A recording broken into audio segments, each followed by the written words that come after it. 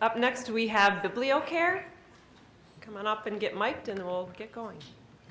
Let's welcome Biblio Care. Good afternoon. Before I introduce the team and Biblio Care, I'm going to start with a story. About 2 years ago, I met a young man while I was working at the music library on campus. Every day for 2.5 months, the entire fall semester, he would come in at exactly 8:13 p.m. every day. When the semester ended, I assumed he graduated, went home, so forth and so on. And I later found out that he stopped coming in because he had attempted suicide by hanging himself in his dorm. The reason he came in every day at 8:13 p.m. was he felt safe in the library, he knew I would be there, and there was someone who would listen to him. We are Team Biblio Care. I am Marna. I am Marna, that's me, with the School of Public Health and the School of Social Work. This is Adrian, School of Social Work, and this is Ayat, School of Social Work, as well as College of Urban Planning. And there is a mental health crisis at the University of Michigan. Just last year, 1 out of 10 students utilized a mental health service, representing a 25% increase in demand just over the last 3 years, and a trend that is growing 5 times faster than our rate of enrollment here. And those are just the students who make it through the door. Our interviews with university staff, law enforcement, and students indicated that long appointment wait times, limited hours, and a fear of being recognized at counseling centers prevents students from being seen in the first place. And so if we do not address this rapid spike in demand immediately, we can expect to see consequences across the university. We can see damage to individual and community safety, and we can see harm to the university's bottom line in terms of lost tuition because of more students dropping out to a mental health issue, and lower rankings because of a lower student retention rate. And to use the words of one of our stakeholders, we believe that this entire system of support needs to be reworked. So we propose Biblio Care, a service model that positions our campus libraries as key partners in our university mental health care system. And we believe that if we integrate counseling and education outreach services into our libraries, we can meet a much larger demand of our student body and greatly increase the reach and capacity of our existing service network on campus. Okay, what would Biblio Care encompass? First off, we don't want to replace what CAPS is doing. We don't want to replace what psych services is doing or counseling and psych services. We want to help enhance and expand access for students on campus to times that they are inaccessible, that students need them, and we want to go where students go. The university library system welcomes on an annual basis over 2 to 3, actually this year 4 million visitors a year. That's a lot of students that have set foot in the library and they know where it is. So this would encompass clinical services, crisis management, as well as providing research, outreach, programming, instruction to students on a daily basis. Key partners in this would include the various schools, the counseling centers, as well as law enforcement across the University of Michigan. What will this look like? Well, we would like for you to meet Diego. Diego needs to see a counselor, but he does not get out of his study session at the library until after 9 o'clock. So he goes online and makes an appointment with the counselor on staff at the library. And when he's finished with his study session at the library, he can go upstairs and make his appointment. And then he decides to attend a student group that was recommended to him during the session. And he's able to do all of these things within the library. We looked at funding, sustainability, leveraging. We don't think that there's a need to build any new buildings. We don't think there needs to be any additional services because they're already there. The libraries are open 24 hours a day, 7 days a week, 361 days a year. They give staff time off for holidays. So we would be building into a system that is already set up to handle students' needs as they come in. There's operations staff 24/7, and they are committed to maintaining a presence with full-time staff. So we would pretty much build into that by training staff to recognize when students are in trouble, when they need crisis management, and where to direct them for resources, because librarians do that already. They know where the resources and how to find them. Additional things needed would be more funding. Looking at other organizations like American Library Association, NASW, National Association of Social Workers, Clinical Association of Social Workers, about additional funding, as well as collaborating with additional key partners on campus. Steps that we have looked and kind of drawn out, and within the first 3 months, we would design the concept, have it set up so that we would have fellowships, as well as designing the space using one of the key service, which is Bright Space, which builds space within a space. So using the library space is more than just a repository for books.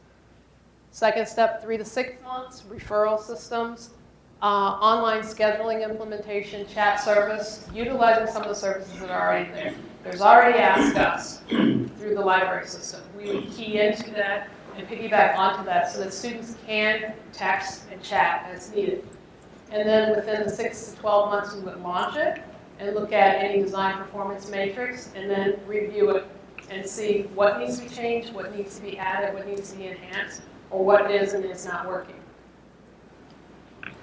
The young man that you heard about at the beginning is doing fine. I actually got an email from him last week. So he's getting ready to start his PhD program. He's doing well. But what he needed, he was able to get just by coming into the library. But other students shouldn't have to kind of happen upon somebody to be able to help them. Services should be there when the students come in and need it. Thank you.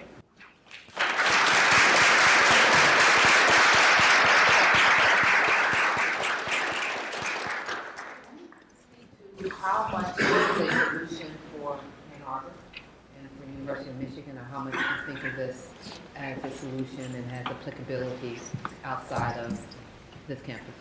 So it's part of the solution, right? We will never reach the number of students that actually need services, but we intend to place this counseling office in a very high traffic area in an institution that is deeply entrenched in this university.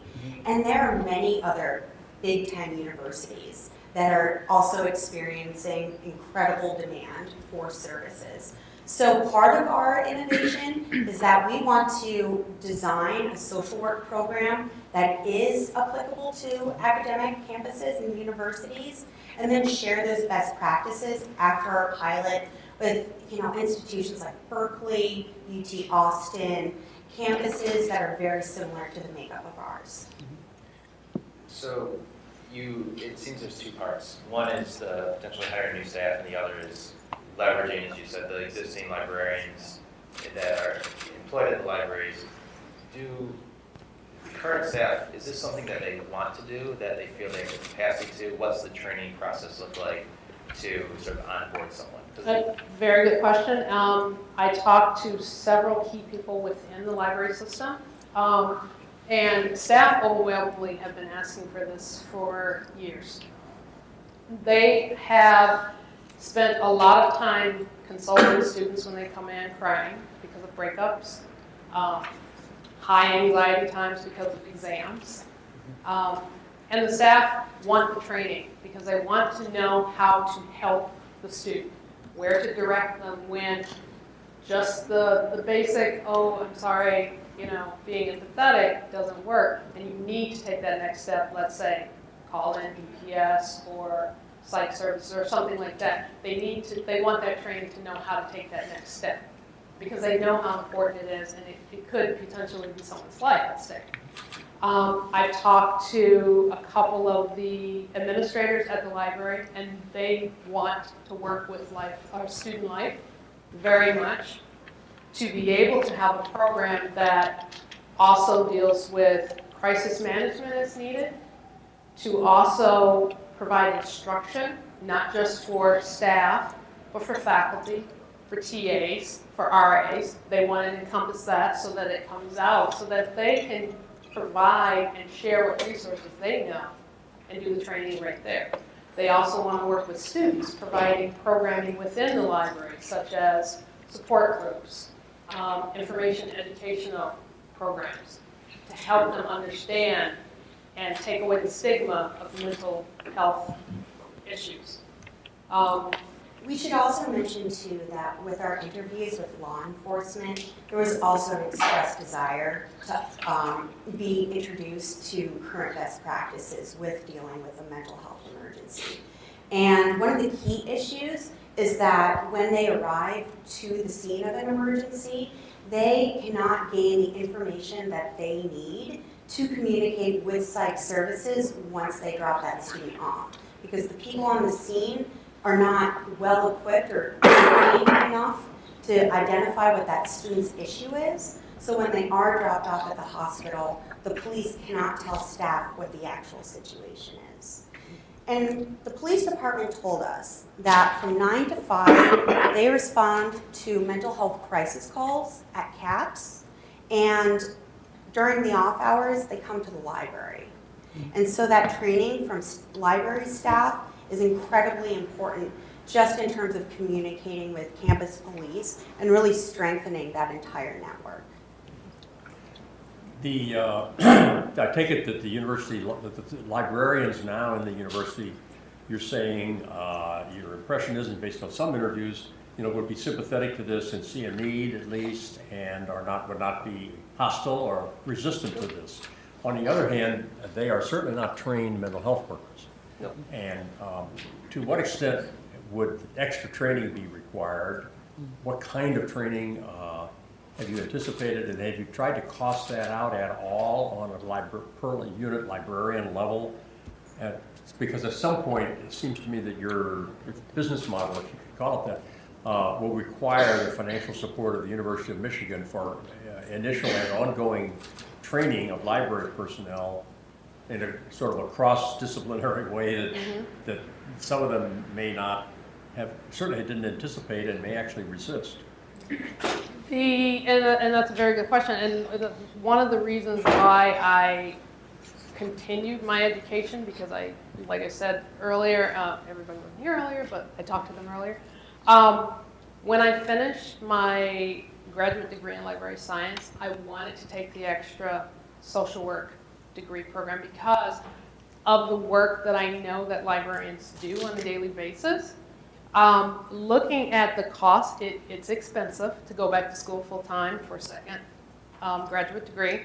And that's where it comes into using what is there. The University Library provides tuition reimbursement. There are certificate programs, school social work, the psych department has, that could be used towards, as well as developing a combined MSW MLIS program. So let me just finish up on the other side of that. Because university resources and policy will both be required in order to implement this program, what kind of measures of outcome or effectiveness or what performance metrics, whatever you want to call it, would you anticipate? Could you tell the university that in year 2 or 3 or 4 or whatever, that things would be better because of the program? Very good question. I'm trying to remember all of my notes. It's so easy to ask questions. It is very easy to ask questions. We can switch. Well, I think one thing to keep in mind too with performance metrics is that we might discover that there are even more students who have needs that are being met by this university, and that discovering that maybe 1 out of 5 students need services is not indicative of how our program is necessarily successful. It's just that we're capturing more. And so one thing that we've really thought through with this service is that with any social work program, it will take years to see like a genuine shift in culture in campus mental health. But when we talk about specific measures over the 2-year program, we want to look at students served. We want to look at the dropout rates. We want to be able to survey students and measure what their perception of their health and academic success is when they come into contact with our services. And we also want to hear feedback from the fellows and the professionals that we bring into our program and design it, and hear about what their impression is and how we can actually improve this process. I feel the university will improve their information and awareness about a serious problem that they may have a real problem getting solid information about, apart from treatment as such. Exactly. Thank you so much.